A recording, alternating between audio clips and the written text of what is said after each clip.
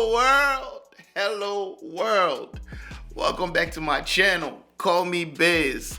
Philomena Cunk versus Professor Ashley Jackson. Actually, you know what's crazy? I think my last compilation review of Philomena Cunk, I said this dude was the funniest, and then someone sent me this. Thank you. I had this in the tuck for a while.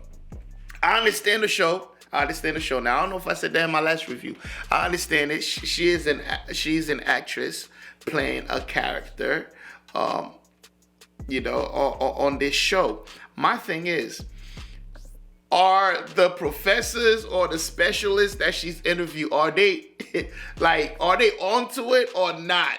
Because if they're not onto it, like if they're not part of it, like they don't know what they're stepping into, it makes this dude even funnier. I think I see like 3 clips of him in the last compilation. But yo, if you enjoy this content, go ahead and hit that subscribe button. Like the video if you like the video. Leave a comment. Let me know that you were here. Alright, no more ghost watching. And I appreciate you, man. Love. Let's go ahead and watch. Was the British Empire evil like it was in Star Wars? I think the important point here is that, yes, many people would have seen the British Empire as being an evil empire, whilst at the same time many people, unsurprisingly most of them British, would have seen it as something that was a beacon of light. So I think that here lies one of the key debates in British imperial history: was it good or was it bad? Who was the Darth Vader Great answer, of the Empire? Was it Queen Victoria?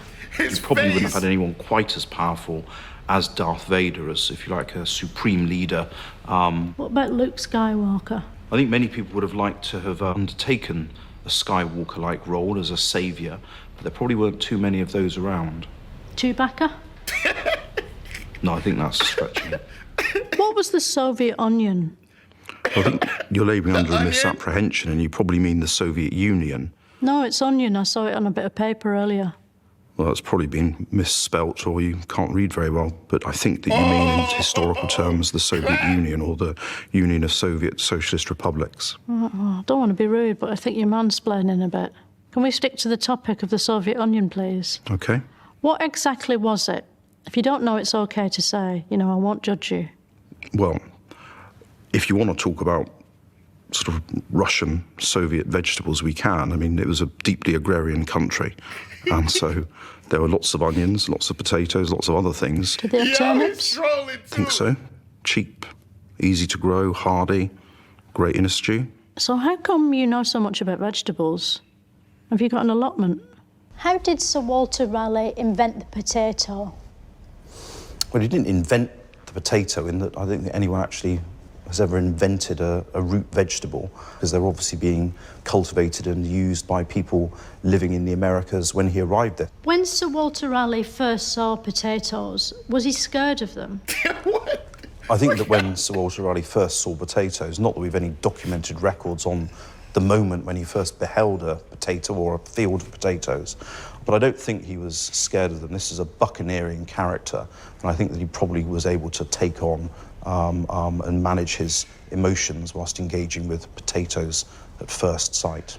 What was Lord Nelson all surely about? did, he's smart. Why did his parents call him Horatio? I think they probably intended it to be pronounced Horatio. But it just got mishmashed up and became Horatio. No, I think that most people still know him as Horatio Nelson. How was it we beat the Germans at Dunkirk in War II, but still didn't win the whole war? Well, first of all, I think we've got to stop calling it War II. I mean, it's the Second World War if you're American, and you have to have it this way, it's World War II. But, that's the language we tend to use. But in terms of Dunkirk, I think that's the wrong way round. We actually lose at Dunkirk. We lost at Dunkirk? We lost at Dunkirk. I don't think so. Why were all the British soldiers in World War I called Tommy? Was that just a coincidence? No, it wasn't a coincidence. It's just a general name that became applied to British soldiers in the same way we talk of Fritz as being a generic name for German soldiers. What happened in Norman's Land? Were only people that were called Norman allowed in there? Well, it's not Norman's land, this is no man's land. And the idea being that this is particularly dangerous territory between the lines of the Germans on one side and the British on the other. This is essentially just a killing zone, a very dangerous zone in between trench systems. Why did they fire shells at each other? Because shells wouldn't really hurt, would they? Unless they were those razor clam shells, because they're quite sharp, aren't they? Well, these weren't seashells, these were heavy pieces of ordnance. We're actually talking about bits of metal in brass casing, so that's where the name shells comes from. All right. The patience I'm on not this man trying is, to be is through the controversial, roof. but generally I couldn't do it. speaking, war does seem a bit of a shame. Well, it does seem to be a particularly popular human activity. Maybe it's just That's in our true. nature. What makes us as creatures turn on each other like that? And could you keep the answer to one short sentence, because otherwise they get really pissed off in the edit? Fear, honour and interest. Really, those are the three. That's it in a nutshell. Right. I don't know who edits this, but that's going to have to do. If Nelson was such a hero, why did we banish him up that big pole? It's not a banishment, this was a national celebration. So this was very much, if you like, a symbol of British victory and pride and honouring of the man who had been so intimately associated I'm with actually delivering learning a lot. But he's- victory at Trafalgar. This is He's not so high informative. up, isn't he? He's sort of out of eye shot. And he's Well- getting shat on by birds. Yeah, I mean, it's a, Couldn't we have had him a little bit lower so that we can have a look at him? well, it's a fair point. I mean, It's just like a joke. yeah. On maps of the sea, do they show the hills? You know, the little moving hills with the white bit on top? The waves. Is that what they call the moving hills with the white bits on top? I think that's what you mean. Did an explorer ever try to sail into the sky? You know, find a bit of sea that's sort of going up and... No. It's comforting, isn't it, to realise we don't have nuclear weapons these days? Well, What? it depends who you mean by we. The British have got nuclear weapons and have recently indeed decided to increase the number of warheads that they possess. Yeah, but they're blanks, aren't they? They're full of blanks. No, not at all. No, Nah, these are several countries do. fully capable missile systems with nuclear warheads. Many other states have Look, them. yo, look at her face. I'm afraid that nuclear war and the threat of nuclear destruction remains very much with us.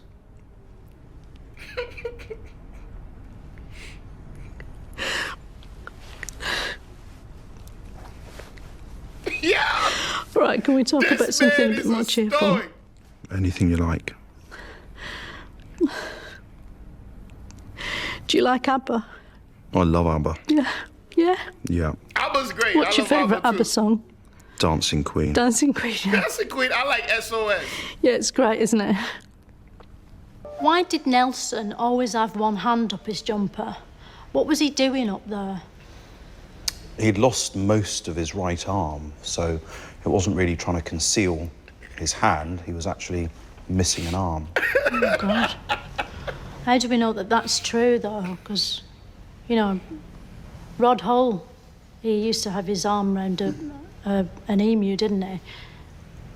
It might have just been that. Yo, this He man's didn't have it blown face off is at all. He crazy. was just trying to make his story more interesting. Well, I don't see why I'd bother to do that. I mean, he's already a heroic figure, so I don't think he needed to sort of feign, serious injury to, if you like, deepen his growing legend. So I think we can probably say that, unlike some things, this is true. Yeah, and the eye was true. The eye was true as well, yes, he wore a patch. So he was like a pirate, but like a boring one.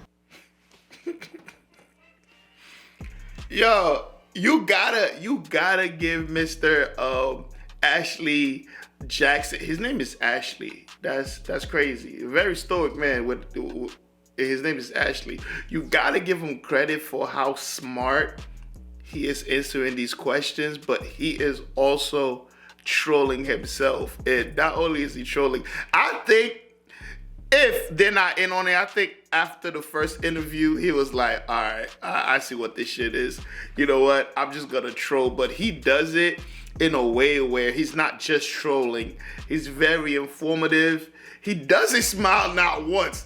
I'm surprised he doesn't smile because even some of his answers are hilarious. And the fact that his face, it's just, That fucking face, man. That face would haunt me in my nightmares. Every time I'm about to say something stupid, I would think of that fucking face right there. That face right there. I'm shocked. Well, I don't know what y'all doing over there, where y'all at. I'm pretty sure that face is a meme. Because if this was in America, that face would have been a meme a long time ago. Dope show, man. I like seeing the clips from that show. Believe it or not, I'm actually learning a lot from it. A lot I didn't know. Some of that stuff I do know. But most of it I don't know. I don't know too much about British history. I know some, but you know, the general stuff. But anyways, y'all let me know how you feel about it in the comment section below. And also let me know what's next. If you want me to do more Philomena Cunk compilations, they have been nothing but hilarious. I love that British humor, man. That just dry, deadpan, whatever y'all want to call it. That humor, I just love it. And not only that, British people are very forward and upfront. Yeah, American humor, and I'm not saying what is better. I'm just saying what I love about British humor. American humor is sometimes upfront, but sometimes it gotta be like really crass. It gotta be like really like, you know, edgy. I don't think not one cuss word, not nothing like that was said, but they were really passive aggressive and very forward at the same time, if that makes sense. When I say passive aggressive, I mean like in the language, right? The way he was answering. But anyways, y'all let me know how you feel about it in the comment section below. And I will see y'all. Oh, hit that subscribe button. That would be dope. I'll see y'all in the next one. And guess what? You better be there. Peace.